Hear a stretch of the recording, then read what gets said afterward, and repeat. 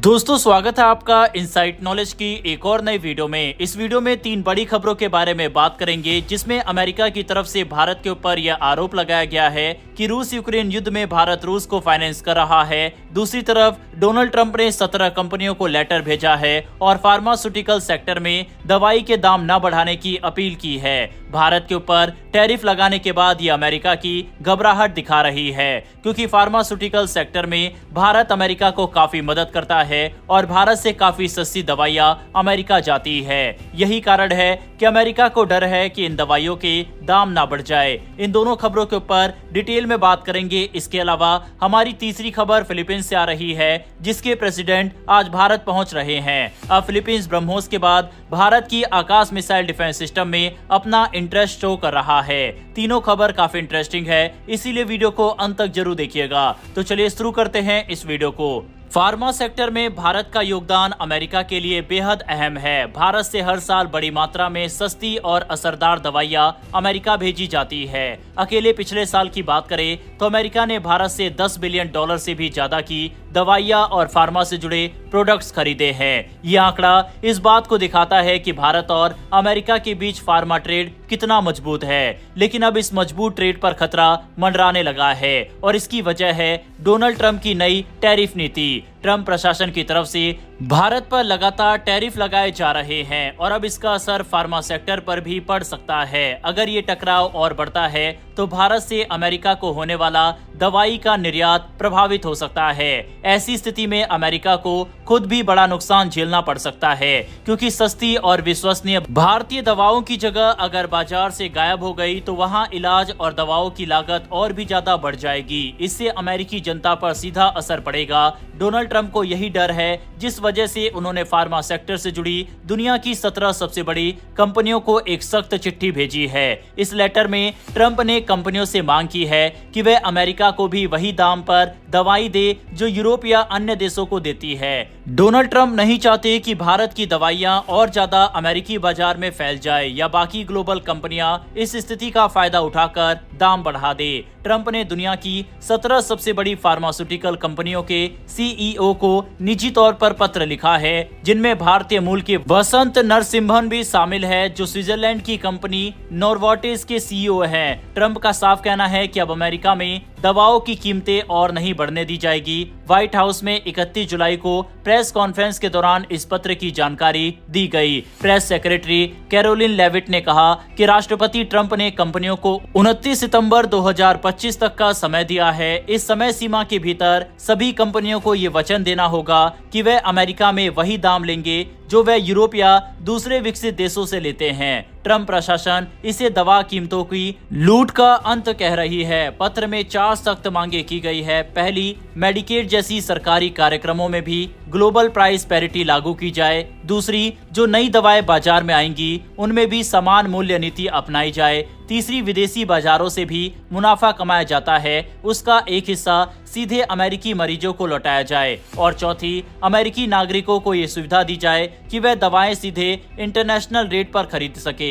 America ने कहा है कि अब हर कंपनी को मोस्ट फेवर्ड नेशन प्राइसिंग अपनानी होगी, यानी जो सबसे कम दाम किसी देश को दिया जा रहा है वही अमेरिका को भी देना होगा। चाहे वह मेडिकेड जैसी योजनाएं हो या नई दवाएं, हर जगह सामान्य मूल्य नीति लागू करनी होगी। साथ ही विदेशों से जो ज्यादा पैसा कमाया जाता है वह पैसा अमेरिकी मरीजों और टैक्स पेयर्स को किसी न किसी रूप में लौटाया जाए। यह लेटर दिखाता है कि इस समय अमेरिका के अंदर भी बेचैनी है और फार्मा से जुड़ी अपनी सप्लाई लाइन को अमेरिका दुरुस्त करना चाहता है और इसकी प्राइस भी ना बढ़े। इसीलिए यह लेटर डोनाल्ड ट्रंप की तरफ से दिया गया है, जो कि इस तरह का पहला ऐसा लेटर है। दूसरी तरफ डोनाल्ड ट्रंप के सबसे करीबी सलाहकार ने भारत पर बड़ा आरोप लगाया है। व्हाइट हाउस के deputy chief of staff Stephen Miller ने रविवार को कहा कि भारत रूस से तेल खरीदकर यूक्रेन में चल रही जंग को फंड कर रहा है। उन्होंने कहा कि ट्रंप ने साफ शब्दों में कहा है कि भारत का रूस से तेल खरीदना अब स्वीकार नहीं किया जाएगा। मिलर ने अमेरिकी चैनल फॉक्स न्यूज पर कहा कि लोगों को ये जानकर हैरानी होगी कि भारत और चीन दोनों लगभग बराबर मात्रा में रूस से तेल खरीद रहे हैं। उन्होंने इसे चौंकाने वाला तथ्य बताया और कहा कि अमेरिका इसे नजरअंदाज नहीं कर सकता। ये बयान उस वक्त आया जब ट्रंप प्रशासन ने भारत पर दबाव बनाना तेज कर दिया है कि वह रूस से तेल खरीदना बंद करे। अमेरिका की तरफ से सामने आ रहे इस तरह के बयान दिखाते हैं कि आने वाले समय में भी भारत और अमेरिका के बीच रिश्ते और भी ज्यादा खराब हो सकते हैं। बहरहाल बढ़ते हमारी अंतिम खबर की तरफ, जो कि फिलीपींस से आ रही है। फिलीपींस के राष्ट्रपति आज भारत पहुंच जाएंगे और इस दौरान फिलीपींस की सेना की तरफ से भारत की आकाश मिसाइल डिफेंस सिस्टम में इंटरेस्ट शो किया गया है। आप बाकायदा स्क्रीन पर आर्टिकल भी देख सकते हैं। रिपोर्ट्स के मुताबिक फिलीपींस और ब्राजील जैसे देश आकाश मिसाइल डिफेंस सिस्टम को खरीदने में दिलचस्पी दिखा रहे हैं। खासकर फिलीपींस ने ऑपरेशन सिंदूर के बाद आकाश 1S सिस्टम को अपनी वायु रक्षा प्रणाली में शामिल करने की योजना बनाई है। ये वही देश है जिसने भारत से ब्रह्मोस सुपरसोनिक क्रूज मिसाइल भी खरीदी है और दिसंबर 2025 तक उसकी डिलीवरी की उम्मीद है। फिलीपींस अभी इजराइल से बनी स्पाइडर सिस्टम का इस्तेमाल करता है। ये system air to air missile को जमीन से लॉन्च करने के लिए बदला गया है और इसकी रेंज 15 से 35 किलोमीटर के बीच है। हालांकि ये हेलीकॉप्टर, ड्रोन और लड़ाकू विमानों के खिलाफ असरदार है, लेकिन गाइडेड रॉकेट और शॉर्ट रेंज बैलिस्टिक मिसाइल जैसे खतरों से निपटने के लिए इसमें सीमाएं हैं। इसकी तुलना में आकाश 1S न सिर्फ रेंज में बेहतर है, बल्कि ये गाइडेड रॉकेट्स और तेज गति वाले टारगेट को भी सटीकता से निशाना बना सकता है। वहीं आकाश 1S भारत की DRDO द्वारा विकसित की गई है और इसका निर्माण भारत डायनेमिक लिमिटेड और भारत इलेक्ट्रॉनिक लिमिटेड यानी BEL मिलकर करते हैं। इस मिसाइल की रेंज 25 से 45 किलोमीटर है और ये 20 किलोमीटर की ऊंचाई तक के लक्ष्य को निशाना बना सकती है। इसमें लगाया गया रेडियो फ्रीक्वेंसी सीकर इसे बेहद सटीक बनाता है, खासकर कम ऊंचाई और तेज गति से उड़ने वाले टारगेट जैसे कि क्रूज मिसाइल, ड्रोन और गाइडेड रॉकेट के खिलाफ। वहीं इस सिस्टम का राजेंद्र रडार एक साथ 64 टारगेट को ट्रैक कर सकती है और 12 मिसाइलों को एक साथ गाइड कर सकती है। इसका मतलब है कि ये सिस्टम मल्टी डायरेक्शनल अटैक को भी झेल सकता है। ऑपरेशन सिंदूर के दौरान भारत की संयुक्त वायु रक्षा प्रणाली ने 50 से अधिक पाकिस्तानी ड्रोन और मिसाइल को नष्ट किया, जिनमें चीनी PL-15 मिसाइल, तुर्की के ड्रोन और फतेह 1 मिसाइल थे।